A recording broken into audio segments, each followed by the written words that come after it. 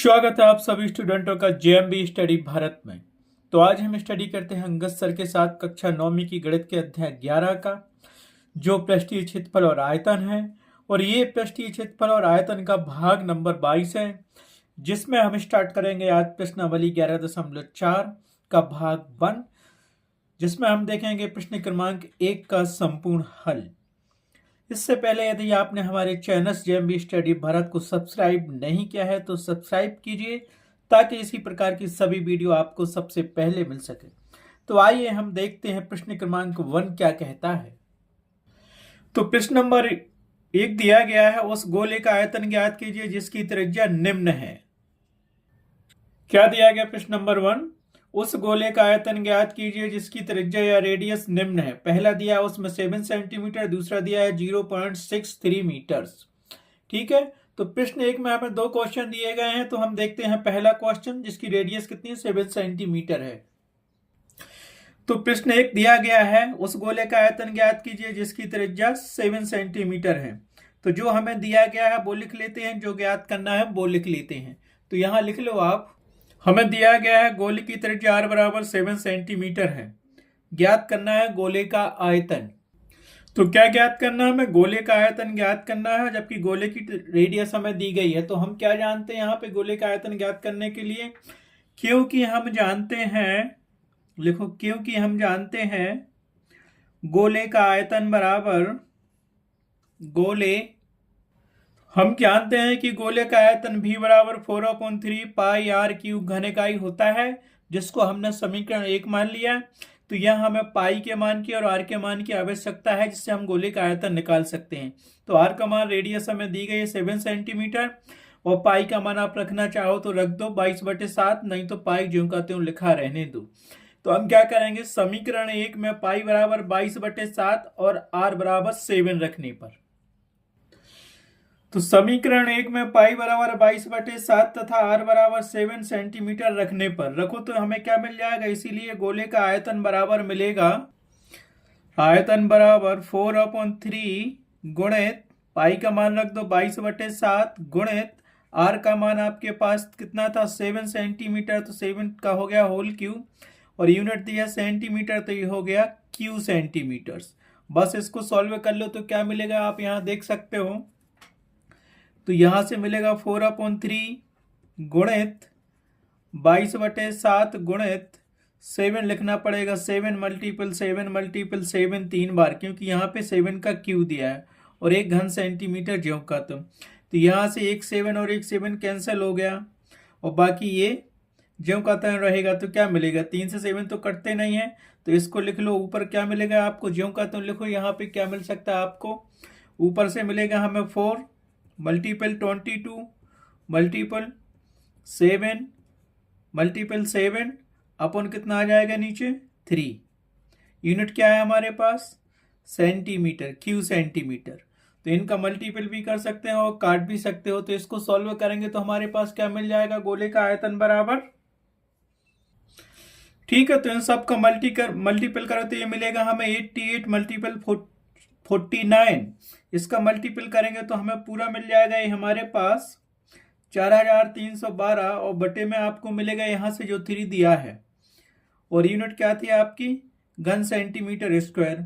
ठीक है, और इसको हल करेंगे तो हमें पूरा मिल जाएगा क्या, जो हमें निकाल। जरूरी नहीं कि आंसर जो बुक में दिया है वही हो सेम, इसको हम इसमें भाग करेंगे तो हमें क्या मिलेगा, रफ में देख सकते हो आप चाहो तो, या फिर इसको यहां काट सकते हो। कैसे काटोगे, यहां पे आप मल्टीपल करोगे तो यहां से करो तो कितना मिलेगा, 3 एकम, अभी मत काटो, 3 एकम 3, 3 चौके 12, 1 आई 3 त्रिका 9, ठीक है, बचे 2, सो 22 हो गया, और 30 आते 21.1 आ गया। तो 1 माने 0, 0 के माने 10, सो 3 त्रिका 9, मतलब 3 से पूरा पूरा नहीं जा रहा। तो या तो सेम ऐसा ही लिखा रहने दो, या फिर इसको लिख लो 1/3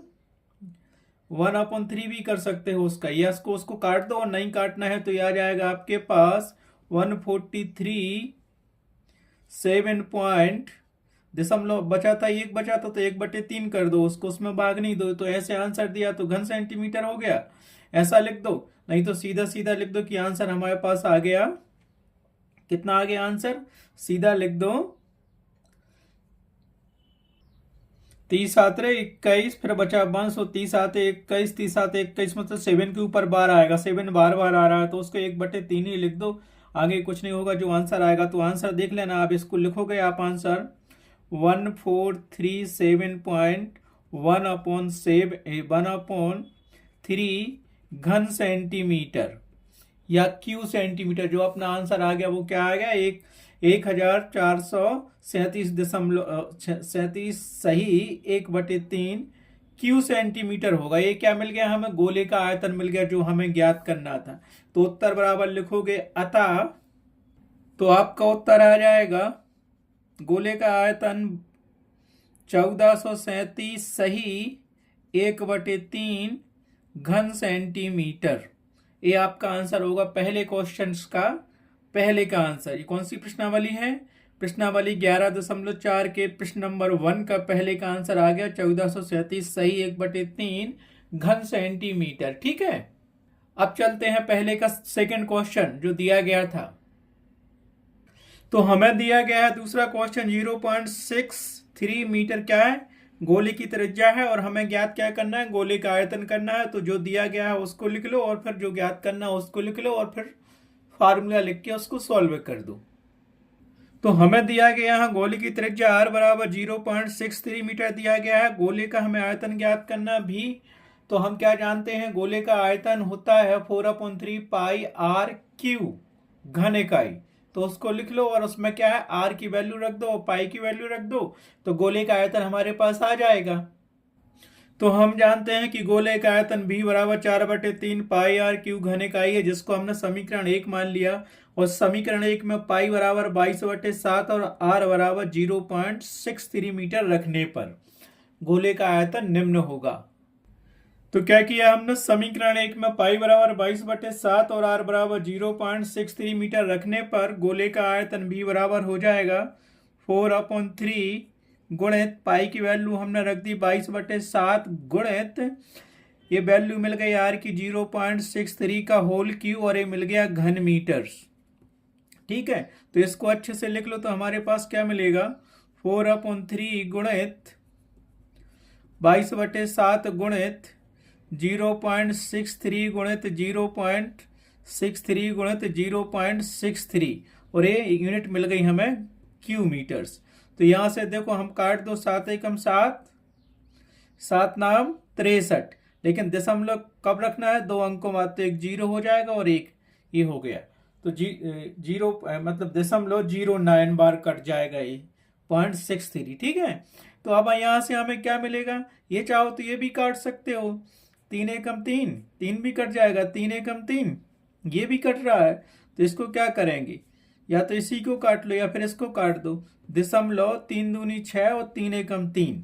ठीक, तो हमारे पास क्या बचा अब यहां से, ऊपर मिला 4 गुणित 22 गुणित ये मिल गया हमें 0.09 गुणित 0.21, और लास्ट में मिल गया हमारे पास 0.63, और ये मिल गया हमारे पास घन मीटर। ठीक है, तो ये सॉल्व तो यही हो गया। इसको हल करोगे तो क्या मिलेगा, इनका मल्टीपल करना है, बताओ ये कितना होगा, 2 दशमलव के बाद 2 अंक, फिर दशमलव के बाद 2 अंक, फिर दशमलव के बाद 2 अंक। तो हमें सीधा सीधा मिलेगा, आप कर लेना सॉल्व, इसका आंसर आएगा आपके पास 1.05 घन मीटर स्क्वायर। ये क्या मिल गया हमें, गोले का आयतन, उस गोले का आयतन जिसकी त्रिज्या 0.63 मीटर दी गई। तो आंसर आ गया, उस गोले का आयतन भी बराबर 1.05 घन मीटर होगा। इस प्रकार से प्रश्नावली 11.4 का पहले क्वेश्चन के दोनों क्वेश्चन कंप्लीट हुए हैं। इस वीडियो में बस इतना ही। नेक्स्ट क्वेश्चन के लिए हम देखेंगे next video. Thanks for watching my video.